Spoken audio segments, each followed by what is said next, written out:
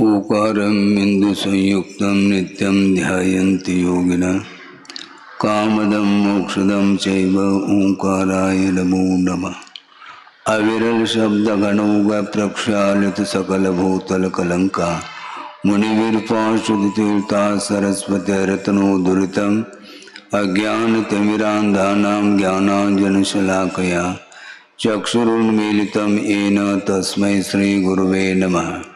परम गुरुभ्यो नमः। परम्पराचार्य गुरुभ्यो नमः। सकल कलशविध्वंसकं श्रेयसां परिवर्धकं धर्म संबंधकं भव्य जीवमन प्रतिबोधकारकमिदं शास्त्रं श्री तत्वार्थ सूत्र नाम ध्येयम अस्य मूल ग्रंथकर्तार श्री सर्वज्ञदेवाः तदुत्तर ग्रंथकर्तार श्री गणधरदेवाः प्रतिगणधरदेवाः तेषां वचोनुसारमासाद्य श्रीमद् आचार्य प्रवर श्री उमा स्वामी देवैर्विरचितं मंगलम भगवान वीरो मंगलम गौतमो गणे मंगलम कुंदकुंदाद्यो जैन धर्मोस्तु मंगलम सर्वमंगल मांगल्यम सर्वकल्याणकारकं प्रधानम सर्वधर्माणां जैनम जैतु शासनम कोटिशतं द्वादशैव कोटो लक्षाणि शेतेस्त्रिधिकानि चैव पंचाशदष्टोच सहस्रसंख्यामेतत्श्रुतं पंचपदं नमामि।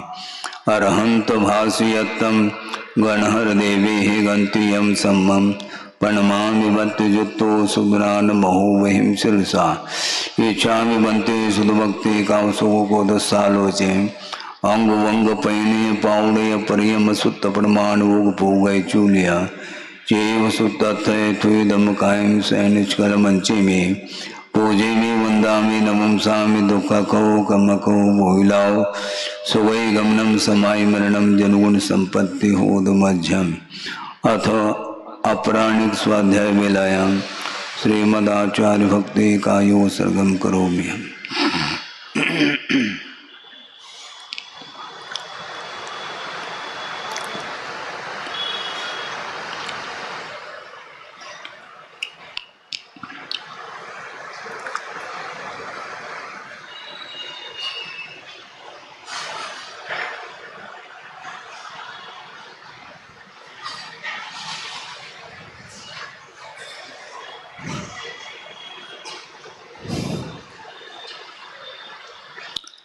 श्रुतजलधिपारगेभ्य स्वपरमत विभावना पटुमतेभ्य सुचरिततपोनिधेभ्यो नमो गुरुभ्यो गुणगुरुभ्य छत्तीसगुण समग्रे पंचमी आचार करण संदर्शे शिष्यानुग्रह कुशले धम्मायिरे सदा वंदे गुरुभक्ति संजमेनय तरन्ति संसार सायरं घोरं चिन्नन्ति अट्टकं मम जन्मन मरणं न पावेन्ति ये नित्यं व्रतमंत्र होम निरता ध्यानाग्निहोत्राकुला षट्कर्मा विरता तपोधनना साधु क्रिया साधव शील प्रावरणा गुण प्रेरणा चंद्रार्गतेजोदिका मोक्षद्वार्ग पाठ पाठनमटा प्रीणन्तु मां साधव गुरुव पांतुनो नित्यं ज्ञान दर्शन नायका चारित्राणुगंभीरा मोक्ष मार्गोपदेशका इच्छामि बन्ते आयुर्वती कामसुकोदसालोचे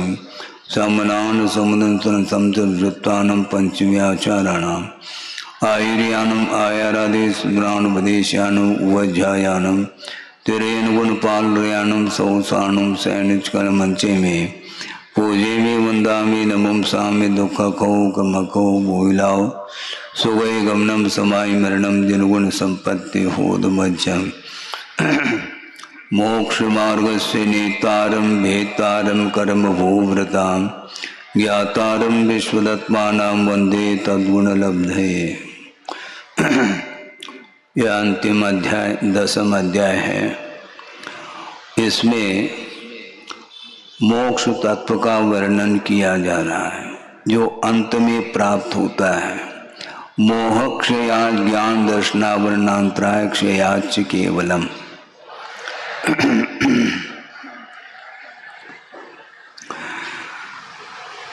मोक्ष जो प्राप्त होता है वह केवल ज्ञान पूर्वक प्राप्त होता है।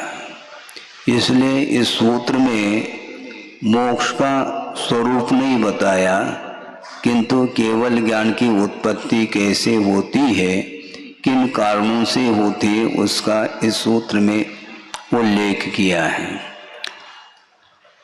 मोहिनी कर्म के क्षय से और इसके पश्चात ज्ञानावरणी, दर्शनावरणी और अंतराय कर्म के क्षय से केवल ज्ञान प्रकट होता है।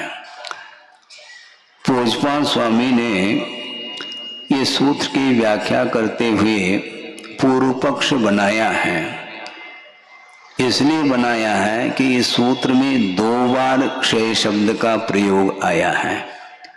एक बार तो क्षय शब्द का प्रयोग मोह क्षयात, यहाँ पर एक बार क्षय शब्द का प्रयोग किया, फिर बाद में ज्ञान दर्शना वर्णांतराय क्षयात च केवलम, इस प्रकार 2 बार क्षय शब्द का प्रयोग किया और च शब्द का भी प्रयोग किया है।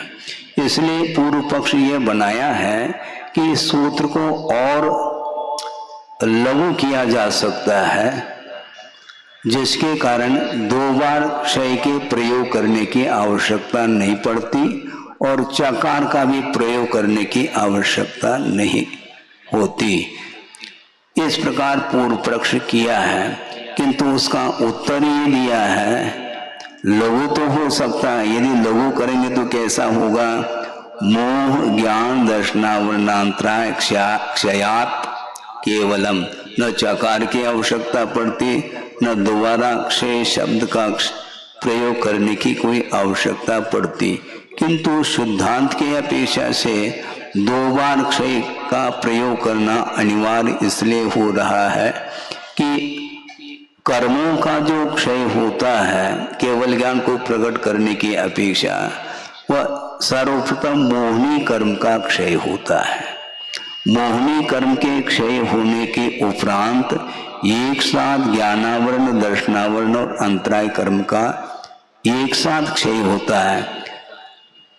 चारों घातिया कर्म का क्षय एक साथ नहीं होता, इसको उल्लेख करना यहाँ पर अनिवार्य था। इस अपेक्षा से सर्वप्रथम मोहिनी कर्म का क्षय करता है। गुणस्थान के अनुरूप धीरे धीरे वह मोहिनी कर्म का क्षय करता करता 10वें गुणस्थान के अंत में मोहिनी कर्म का पूर्णतः क्षय होते ही वह सीधा 12वें गुणस्थान में पहुंच जाता है। फिर वहां पर अंतर्मूर्त वहां पर विश्राम लेता है, अर्थात द्वितीय शुक्ल ध्यान अंतर्मूर्त तक वह करता है। तो उस द्वितीय शुक्ल ध्यान के माध्यम से 12वें गुणस्थान के अंत में जाकर के ज्ञानावरणी, दर्शनावरणी और अंतराय, इन 3 घातिया कर्मों का जब क्षय करता है एक साथ, तब केवल ज्ञान प्रकट होता है, ऐसा इसका तात्पर्य है। बंध हेतु भाव निर्जराभ्याम कृष्ण कर्म विप्र मोक्षो मोक्षः।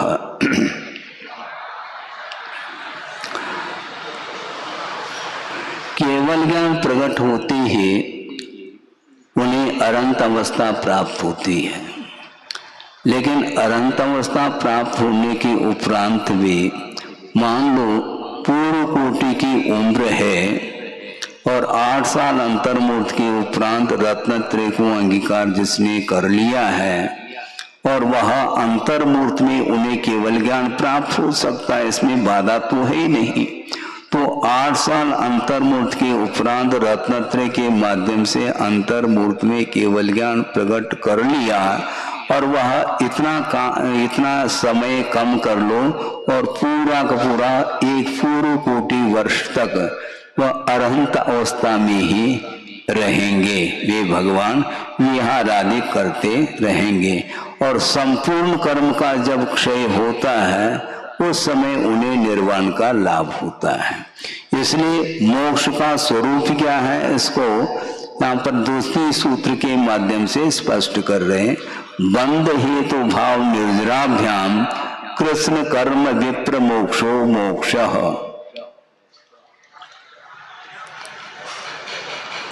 हाँ, कृष्ण शब्द का पुनः प्रयोग किया है। एक बार कृष्ण शब्द का और भी प्रयोग हुआ था, किस अध्याय में हुआ था? 5वें अध्याय में धर्मा धर्मयो कृष्णे। संपूर्ण लोकाकाश में जीवादि पदार्थों का अवगान होता है, अपने धर्म द्रव्य अधर्म द्रव्य का अवगान होता है, ऐसा कहा था। कृष्ण शब्द संपूर्णता को सूचित करता है। तो यहाँ पर संपूर्ण कर्मों का जो क्षय है उसी का नाम मोक्ष है। किंतु संपूर्ण कर्मों का क्षय जो होता है उसके लिए कारण कौन से हैं? बंध की हेतु का अभाव और निर्जरा, इन दोनों के माध्यम से ही संपूर्ण कर्मों का क्षय होता है। बंध की हेतु का अभाव कहाँ पर होगा? बंध के हेतु कौन कौन से ये अष्टम अध्याय में प्रथम सूत्र में पढ़ करके आए हैं। मिथ्या दर्शन, अविरति, प्रमाद, कषाय और योग, ये पांचों बंध के लिए हेतु हैं। इन समस्त बंध के हेतुओं का अभाव होना अनिवार्य है और साथ साथ निर्जरा, इन दोनों के माध्यम से संपूर्ण कर्मों का जो क्षय होता है उसका नाम मोक्ष है। किसी ने जिज्ञासा रखी थी गुरुदेव के सामने कि महाराज बंध की हेतु का अभाव और निर्जरा, ये सूत्र लंबा हो रहा है, इसलिए संवर निर्जराभ्याम कृष्ण कर्म विप्र मोक्षो मोक्ष ऐसा कह देना चाहिए। तो गुरुदेव का ये कहना था संवर और निर्जरा जो है ना वह चतुर्थ गुण स्थान में भी होती है, वहीं से मुक्ति हो जाएगी। बिना संयम के मोक्ष चाहो क्या? चतुर्थ गुण स्थान में भी 41 प्रकृति का संवर हो रहा है और निर्जरा भी हो रही है कर्मों की,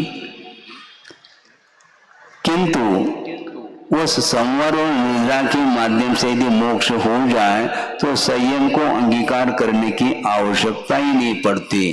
किंतु गुणस्थान क्रमशः वह आगे बढ़ता बढ़ता संपूर्ण रूप से बंध के कारणों का जब अभाव कर लेता है तो लास्ट में जाकर के 13वें गुणस्थान में योग का अभाव होता है। अंत समय में तब कहीं जाकर के वह अनंत अवस्था होती है। उसके बाद भी वह 14वें गुणस्थान में शेष जो सत्तागत कर्म है उनकी जब पूर्णतः निर्जरा होती है तब वह संपूर्ण कर्मों का क्षय माना जाता है, तब मोक्ष की प्राप्ति होती है। इसके बाद जिस प्रकार संपूर्ण कर्मों का क्षय हो जाता है तो मुक्ति होती है, तो 8 प्रकार के कर्मों के क्षय के साथ साथ कुछ और भी परिणामों के अपेक्षा से क्षय होता है क्या? हाँ होता है। औपशमिकादि भव्यत्वानाम च, औपशमिक क्षयोपशमिक इत्यादि जो भाव हैं जो कि ये मोक्ष मार्ग पर आरूढ़ होता है अथवा सम्यक दर्शन आदि को प्राप्त कर लेता है, उस समय ये औपशमिक है, क्षौपशमिक है, अधिक भाव रहते हैं। इसी प्रकार भव्यत्व भाव भी रहता है। तो औपशमिक आदि और भव्यत्व इनका भी अभाव सिद्धों में अथवा मुक्ति में पाया जाता है। यहाँ पर भव्यत्व भाव को ही अभाव कराया है, जीवत्व भाव का अभाव नहीं कराया है। यदि जीवत्व भाव भी पारिणामिक भाव है उसका भी अभाव कर देंगे तो मुक्ति में जीव का ही अभाव हो जाएगा, किंतु ऐसा होता नहीं। किंतु अन्य पारिणामिक भावों के अभाव का अभाव न हो इसलिए भव्यत्व भाव तक ही इन्होंने लिया है। औपशमिक को आदि लेकर के भव्यत्व भाव तक जितने भी भाव हैं इनका मोक्ष अवस्था में अभाव पाया जाता है। लेकिन ये ध्यान रखें औपशमिक आदि भव्यत्व परिणामों का अभाव होने के उपरांत सभी प्रकार के भावों का अभाव हो जाएगा क्या मोक्ष में? नहीं, अन्यत्र केवल सम्यक ज्ञान दर्शन सिद्धत्वेभ्यः, केवल सम्यक, केवल ज्ञान, केवल दर्शन और सिद्धत्व, इनको छोड़ करके अन्य जितने भी भाव हैं उनका मोक्ष अवस्था में अभाव पाया जाता है। अब पुनः प्रश्न ये उठता है केवल सम्यक, केवल ज्ञान, केवल दर्शन और सिद्धत्व, इनका सद्भाव तो हो जाएगा। तो ऐसी स्थिति में अनंत वीर है, अनंत सुख है, इनका भी अभाव हो जाएगा क्या? अभाव नहीं होता। तो इनका भी तो सद्भाव बताना चाहिए। मात्र 4 ही भावों का मोक्ष अवस्था में सद्भाव बताया है।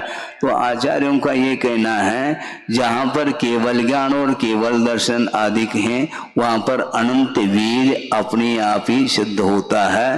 क्योंकि जिसके पास अनंत शक्ति प्रकट नहीं हुई है वह कभी भी उसके पास अनंत ज्ञान यानी अनंत पदार्थों को जानना ये संभव नहीं हो सकेगा। समस्त पदार्थों को जानने के लिए एनर्जी भी चाहिए। समझने के लिए आप अभी स्वस्थ हैं, भगवान की पूजा भी कर रहे हैं, स्वाध्याय आदि भी कर रहे हैं। यदि मान लो स्वस्थ अस्वस्थ हो गए मान लो, और 10-15 दिन महीना भर मान लो बुखार से आप ग्रस्त हो गए, तो उस समय नमोकार मंत्र अपने मुख से निकालना भी मुश्किल हो जाता है। क्या नमोकार मंत्र का ज्ञान नहीं है क्या? ज्ञान तो है महाराज, ज्ञान होते हुए भी एनर्जी नहीं है। यानी शक्ति के बिना ज्ञान काम नहीं कर सकता। उसी प्रकार जिन्हें केवल ज्ञान हो गया है तो उस केवल ज्ञान के माध्यम से समस्त पदार्थों को जानने की क्षमता तो प्रकट हुई है। उसके साथ साथ अंतराय कर्म के क्षय होने के कारण अनंत शक्ति भी उन्हें प्राप्त हुई है। उसका अविनाभाव संबंध को लेकर के कथन किया। जहाँ पर अनंत ज्ञान और अनंत दर्शन है वहां पर अनंत वीर नियामक रूप से सिद्ध होता है, ऐसा टीकाकार ने स्पष्ट किया है। अब मोक्ष होने के उपरांत हम और आपके बीच में बने रहेंगे क्या सिद्ध परमेष्टि? नहीं रहते। फिर कहाँ जाते हैं? तदनंतर मूर्ध्वम गच्छत्यालोकांतात्। तदनंतरम अर्थात मोक्ष होने के अनंतर ऊर्ध्वम गच्छति, ऊपर की ओर सिद्ध परमेष्टि जाते हैं। कहां तक? आलोकांतात्, लोक के अंत तक जाते हैं। उसके बाद नहीं जा सकते। क्यों नहीं जा सकते? आगे सूत्र आने वाला है। लोक के अंत तक जाकर के विराजमान होते हैं। ये ऊपर की ओर क्यों जाते हैं? जिस प्रकार संसार दशा में जीव की जो गति होती है वह नीचे की ओर भी होती है, ऊपर की भी ओर होती है, और तिर्यक रूप से भी गति होती है। तो मोक्ष होने के उपरांत सिद्ध परमेष्टि की गति ऊपर की ओर ही क्यों जाती, इसमें भी हेतु चाहिए। तो 4 हेतुओं का उल्लेख करके एक सूत्र के माध्यम से और उसकी पुष्टि के लिए अगले सूत्र में 4 दृष्टांत के माध्यम से भी इस विषय को स्पष्ट कर रहे हैं। पूर्व प्रयोगाद असंगत्वात् बंधच्छेदात् तथागति परिणामाच्च।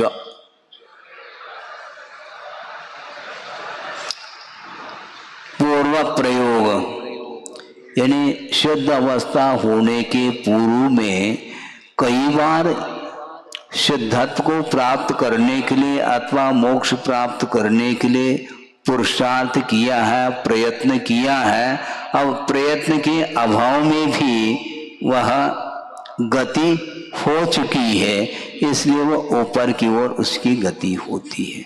जैसे आपने मान लो स्विच ऑन कर लिया और पंखा घूमने लग जाता है कि नहीं, फिर स्विच ऑफ करने के उपरांत भी तत्काल बंद हो जाना चाहिए। पूर्व प्रयोगात, वह जब तक उसमें वेग रहेगा तब तक वह पंखा घूमता ही रहेगा।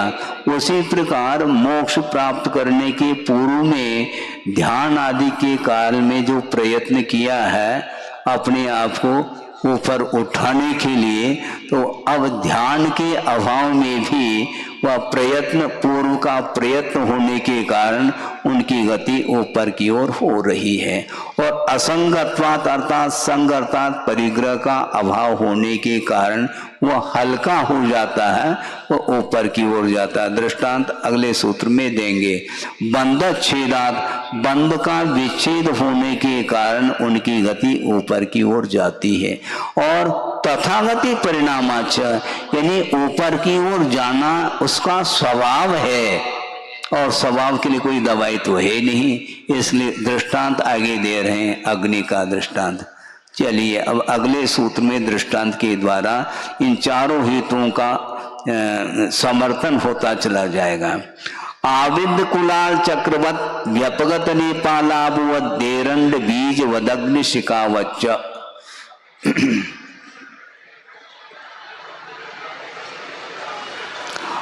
आविद कुलाल चक्रवत, वत जो प्रयोग आता है वह जैसे समान के अर्थ में, जिस प्रकार आविद कुलाल चक्र यानी कुलाल बोलते हैं कुम्हार को, कुम्हार के द्वारा घुमाए गए चाक के समान। कुम्हार ने डंडे के माध्यम से उस चाक को घुमाया है, और घुमाना बंद करने के उपरांत भी पूर्व की गति के कारण वह चाक घूमता ही रहता है। उसी प्रकार यहाँ पर पूर्व प्रयोगात, पहले हमने प्रयत्न किया है और प्रयत्न का अभाव होने के उपरांत भी पूर्व के संस्कार के कारण वह आत्मा ऊपर की ओर जा रही, इसके लिए उन्होंने उदाहरण दे दिया। और व्यपगत लेप अलाभवत, अलाम्बू नहीं बोलते, कई लोग अलाम्बू का उच्चारण करते हैं, अलाबू अर्थात तुम्बी।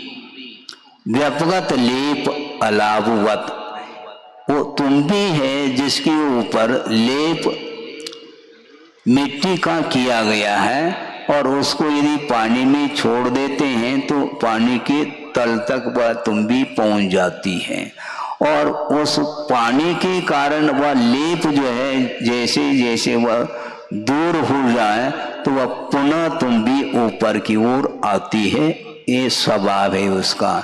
उसी प्रकार यहाँ पर संग अर्थात परिग्रह, उसका अभाव हो गया, अभाव होने के कारण वह हल्का हो जाता है आत्म तत्व, इसलिए ऊपर की ओर वह चला जाता है। एरंड बीजवत, तीसरा उदाहरण ये है कि एरंड का पेड़ होता है और उसमें फल लगते हैं, और फल के अंदर बीज भी होते हैं एरंड के, किंतु जब तक वह एरंड का फल आर्द्रीभूत रहता है यानी गीला रहता है, तब तक वह उसका कवच बंद रहता है, उसके अंदर बीज रहते हैं। किंतु वह एरंड का फल जैसे जैसे सूखता चला जाता है, पूर्ण रूप से धूप के माध्यम से वह सूख जाता है, तो वह कवच खुल जाता है, तो एरंड का बीज उसमें से ऊपर की ओर वह उचट करके ऊपर की ओर चला जाता। उसी प्रकार बंध का विच्छेद हुआ, कर्म बंध का विच्छेद होते ही उसका स्वभाव है ऊपर की ओर जाना। और तथागति परिणामाच, ये जो सूत्र दिया था हेतु की अपेक्षा से, अग्नि की जो लो है, दीपक की लो, वो ऊपर की ओर जाती है। कब? जब वह निर्वात प्रदेश में रख दें, हवा के अभाव में उसकी जो लो है वह ऊपर की ओर जाती। क्यों ऊपर की ओर जाना? उसका स्वभाव है। तथागति परिणाम, ऊपर की ओर जाना ही उसका स्वभाव है, अग्निशिखा के समान। उसी प्रकार मुक्त होने के उपरांत वह जीव लोक के अंत तक वह ऊर्ध्वगति कर लेता है। फिर गति जब वो स्वभाव है और ऊपर की ओर जाना, तो अनंत आकाश है, लोकाकाश के ऊपर क्यों वह ठहर गए? वहां पर कोई स्टेशन है क्या है?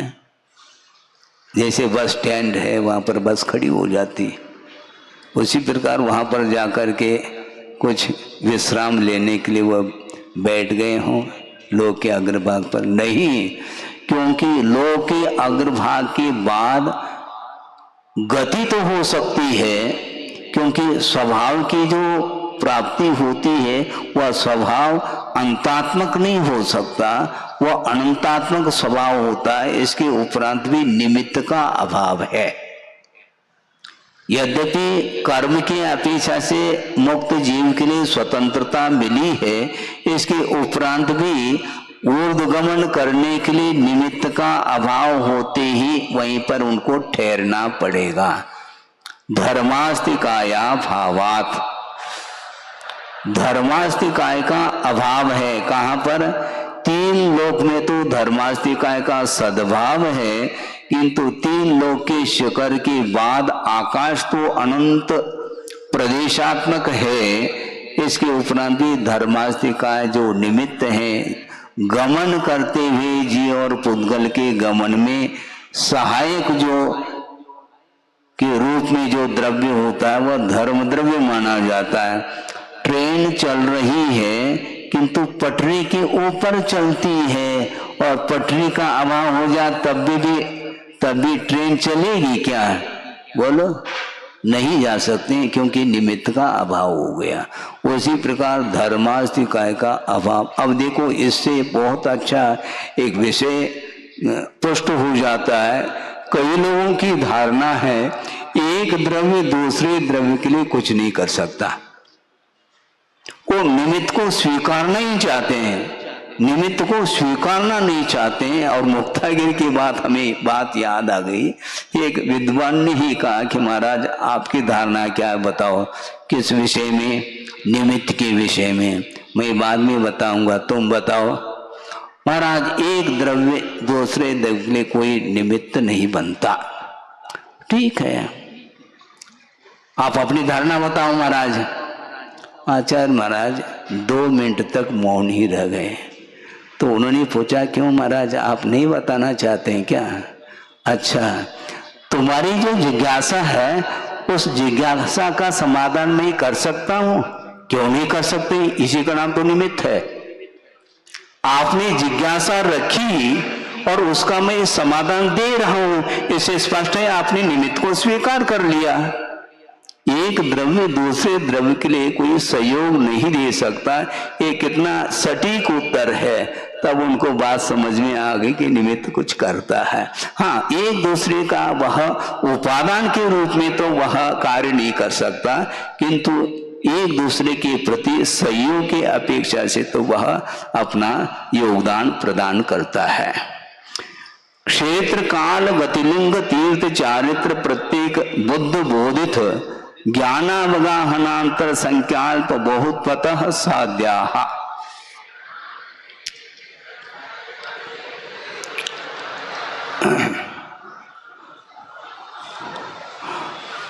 मोक्ष होने के उपरांत अनंतानंद सिद्ध परमेष्टि वहां पर विराजमान है, लोक के अग्रभाग पर। उनमें परस्पर में किसी भी अपेक्षा से अर्थात स्वभाव की अपेक्षा से कोई अंतर नहीं है, किंतु भूतपूर्व न्याय की अपेक्षा से उनमें भी कुछ भेद भिन्नता होती है ज्ञान की अपेक्षा से। उसको लेकर के यहाँ पर वर्णन कर रहे हैं। क्षेत्र की अपेक्षा, काल की अपेक्षा, गति, लिंग, तीर्थ, चारित्र, प्रत्येक बुद्ध बोधित बुद्ध, ज्ञान, अवगाहना, अंतर, संख्या और अल्पवत्व, ये 13 अनुयोग द्वार हैं। इसके माध्यम से शुद्धों में परस्पर में क्या अंतर आता है? स्वभाव की अपेक्षा से अंतर नहीं, किंतु प्राप्त करने की अपेक्षा से, क्षेत्रादि की अपेक्षा को लेकर के भेद भिन्नता पाई जाती है। यहाँ पर उसी का वर्णन कर रहे हैं। ये अंतिम सूत्र है। क्षेत्र की अपेक्षा किस क्षेत्र में शुद्ध होते हैं? जिस क्षेत्र में उन्हें सिद्धत्व की उपलब्धि हुई है वही क्षेत्र है। ये वर्तमान की अपेक्षा से, किंतु अतीत को ग्रहण करने वाला जो नए हैं उसकी अपेक्षा से देखते हैं तो जन्म की अपेक्षा से 15 कर्म भूमियों से सिद्धत्व उपलब्ध होता है, जन्म की अपेक्षा से। और अपहरण सिद्ध अर्थात किसी ने उपसर्ग कर लिया और भोग भूमि में जाकर के मान लो उनको रख दिया, वहां से मुक्ति मिलेगी, इसमें कोई बाधा नहीं है। किंतु कोई भी भोग भूमि में जन्म लिया है और वहां से मुक्त होना चाहे तो ये संभव नहीं। इसे स्पष्ट है, 15 कर्म भूमियों से ही मुक्ति मिलती है, अन्य से नहीं। ये हो गया। काल की अपेक्षा देखेंगे तो जिस काल में सिद्धत्व की उपलब्धि होती है वही उसका काल माना जाता है, किंतु अतीत नई की अपेक्षा से सामान्य रूप से उत्सर्पणी और अवसर्पणी काल में सिद्धत्व की उपलब्धि होती है, किंतु विशेष रूप से अवसर्पणी काल में जो तृतीय काल के अंत में अथवा चतुर्थ काल में सिद्धत्व की उपलब्धि होती है। तृतीय काल के अंत से लेकर के चतुर्थ काल में वह मुक्त हो सकता है। पंचम काल में उत्पन्न होकर के वह पंचम काल में सिद्ध नहीं हो सकता। किंतु इस काल को छोड़ करके अन्य काल में सिद्धि नहीं होती और अपहरण की अपेक्षा से उत्सर्पिणी और अवसर्पिणी के किसी भी समय में सिद्ध हो सकता है, क्योंकि अपहरण कर लिया गया है। मान लो छठा काल चल रहा है यहाँ पर अथवा वर्तमान में पंचम काल चल रहा है और विदेह क्षेत्र में जिसका जन्म हुआ है और उन्हें अब मोक्ष मार्ग वहां पर भी तो है और वह साधना कर रहे हैं श्रमण लोग, और किसी ने उपसर्ग कर लिया और वहां से ला करके इस पंचम काल में भरत क्षेत्र में ला करके कहीं जंगल में रख दिया मान लो, तो यहाँ पर उन्हें मुक्ति मिल सकती है। इसको बोलते हैं अपहरण सिद्ध। लेकिन कौन जा करके देखें, आज वर्तमान में भी किसी को केवल ज्ञान उत्पन्न होकर के मोक्ष निर्वाण को प्राप्त कर रहे हैं, किंतु दर्शन हम लोग नहीं कर पाएंगे। अपहरण सिद्धि की अपेक्षा से इस प्रकार सिद्ध हो जाता है। गति की अपेक्षा से सिद्ध गति से ही सिद्धि होती है अथवा मनुष्य गति से सिद्धि होती है।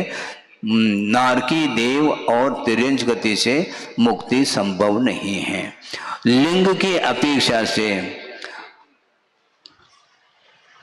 लिंग दो प्रकार का है, एक भावलिंग और द्रव्यलिंग।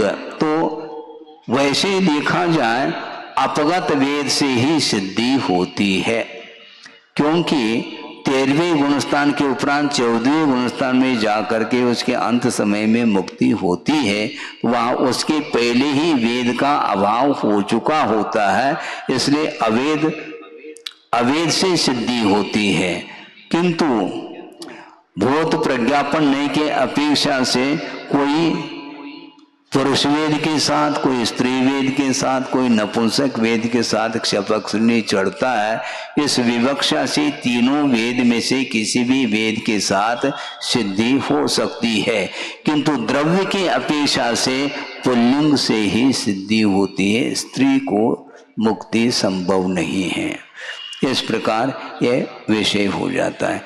तीर्थ की अपेक्षा से अंतर क्या है? कोई तीर्थंकर होकर के सिद्ध हो सकता है।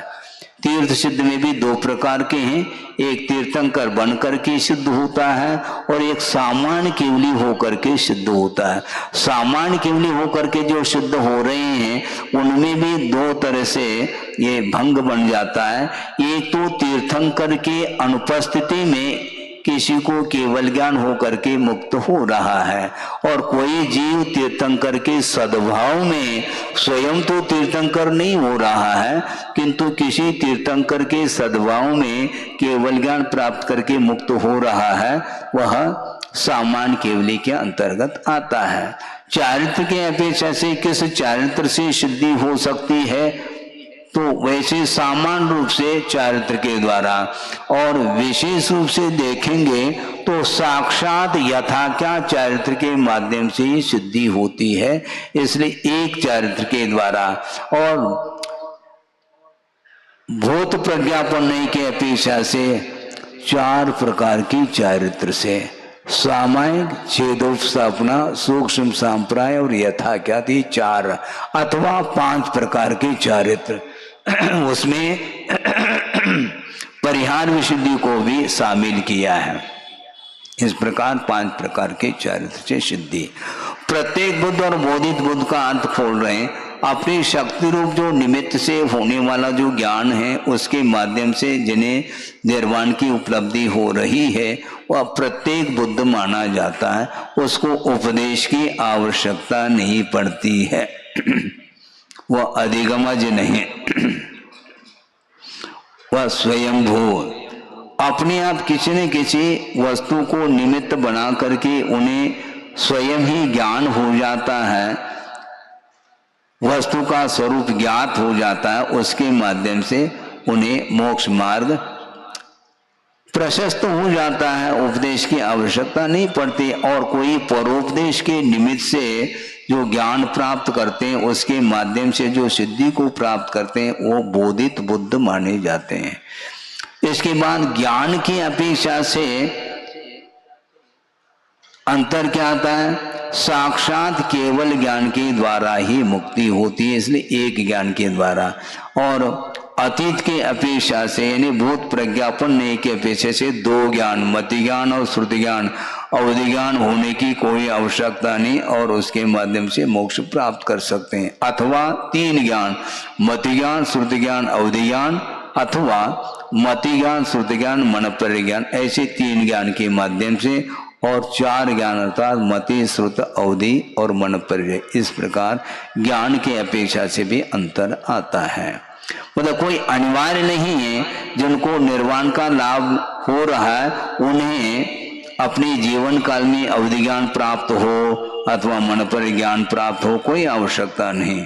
बिना इसके भी केवल ज्ञान प्राप्त हो सकता है। अवगान के अर्थात शरीर की ऊंचाई के अपेक्षा से यहाँ पर कुछ विशेषता ला रहे हैं। जघन्य रूप से और उत्कृष्ट रूप से अवगाना होती है। उत्कृष्ट अवगान के अपेक्षा से 525 धनुष प्रमाण जिसकी शरीर की अवगाना है उस अपेक्षा से अंतर आ जाता है। और जगन की अपेक्षा से कुछ कम 3.5 अरत्नी प्रमाण ये जगन्य शरीर की अवगाना मानी जाती है। इसके अपेक्षा से और इन दोनों के बीच में बहुत सारे भेद और आ जाते हैं। अब अंतर को लेकर के यहाँ पर अंतर के प्रसंग में यहाँ पर अंतर का भी वर्णन कर रहे हैं और अनंतर का भी वर्णन कर रहे हैं। सिद्धि को प्राप्त होने वाले जो सिद्ध परमेष्ठी हैं उनका जगन्य अंतर का अभाव यानी निरंतर यदि सिद्ध परमेष्ठी सिद्धत्व को प्राप्त करने वाले जो जीव होंगे वो 2 समय तक निरंतर सिद्धि को प्राप्त करते हैं, उसके बाद अंतर आ जाएगा। और उत्कृष्ट रूप से यदि निरंतर सिद्धत्व को प्राप्त करने वाले जीव होंगे तो 8 समय तक निरंतर वह सिद्ध होते चले जाएंगे, उसके बाद अंतर आ जाएगा। जगन्य अंतर कितना आ सकता है? 1 समय तक अंतर आ जाएगा, गैप, उसके बाद कोई न कोई सिद्धत्व को प्राप्त करता है। उत्कृष्ट अंतर 6 महीने तक कोई भी सिद्धत्व को प्राप्त नहीं करेंगे, उसके बाद करेंगे। संख्या की अपेक्षा से जघन्य रूप से एक समय में एक जीव सिद्ध होता है और उत्कृष्ट रूप से एक समय में 108 जीव सिद्धत्व को प्राप्त करते हैं। ये संख्या की अपेक्षा से भिन्नता आ गई। अल्प बहुत की अपेक्षा से क्षेत्रादि की अपेक्षा भेद को प्राप्त जो जीव हैं उनकी परस्पर जो संख्या है उसमें विशेषता प्राप्त हो जाती है, इसका नाम अल्पबोधत्व है। जैसे वर्तमान नई के अपेक्षा से शुद्ध क्षेत्र में सिद्ध होने वाले जो जीव हैं उनके परस्पर में कोई अल्पबोध प्रकटित नहीं होता। भूतपूर्व नई के अपेक्षा विचार करते हैं तो क्षेत्र सिद्ध जीव 2 प्रकार के, जन्म सिद्ध और संहरण अर्थात अपहरण सिद्ध। इनमें से जो अपहरण सिद्ध जीव हैं वे सबसे अल्प होते हैं, इनसे जन्म सिद्ध जीव इनसे संख्यात गुणी होते हैं। क्षेत्र के अपेक्षा से कर्म भूमि अकर्म भूमि की अपेक्षा से वर्णन आता है, उसमें भी समुद्र, द्वीप, ऊर्ध्वलोक, अधोलोक, तिर्यक लोक, इनमें से ऊर्ध्वलोक सिद्ध सबसे स्तोक हैं। अपहरण करके ऊपर से उन्होंने किसी ने छोड़ दिया, मान लो देवकृत उपसर्ग हो गया तो वो नीचे आ नहीं पाते और बीच में उन्हें केवल ज्ञान और निर्वाण हो जाता, अंतकृत केवली हो जाते हैं। इनसे अधोलोक सिद्ध जो है संख्यात गुणी हैं। यानी नीचे जा करके मान लो रिद्धिदारी मुनि महाराज जा करके यदि साधना करके मुक्त होते हैं तो उनको अधोलोक सिद्ध मानते हैं। इनसे तिर्यक लोक जो सिद्ध हैं वह संख्यात गुणे हैं। समुद्र सिद्ध सबसे स्तोक हैं, यानी उपसर्ग के माध्यम से जिनको समुद्र में छोड़ दिया और उनको सिद्धि प्राप्त हुई। दीप सिद्ध उनसे संख्यात गुणे हैं। यह सामान्य रूप से कथन किया, विशेष रूप से विचार करने पर लवण समुद्र सिद्ध सबसे स्तोक हैं और इनसे कालोदरी समुद्र से सिद्ध संख्यात गुणे, इनसे जम्बू द्वीप सिद्ध संख्यात गुणे, इनसे धातकी खंड सिद्ध जो है संख्यात गुणे हैं और इनसे पुष्करार्ध द्वीप सिद्ध संख्यात गुणे हैं। इस प्रकार ये अल्प बहुत की अपेक्षा से भी शुद्धों में जो भेद भिन्नता आती है उसका वर्णन किया। इस प्रकार 10वें अध्याय में 9 सूत्रों के माध्यम से मोक्ष तत्व का वर्णन पूर्ण हो जाता है। बोधि समाधि परिणाम शुद्धि स्वात्मोपलब्धि शिव शोक सिद्धि चिंतामणिम चिंतित वस्तुदाने त्वां वंद मानस्य ममास्तु देवी। परम पूजाचार्य गुरुवर श्री विद्यासागर जी मुनि महाराज की जय।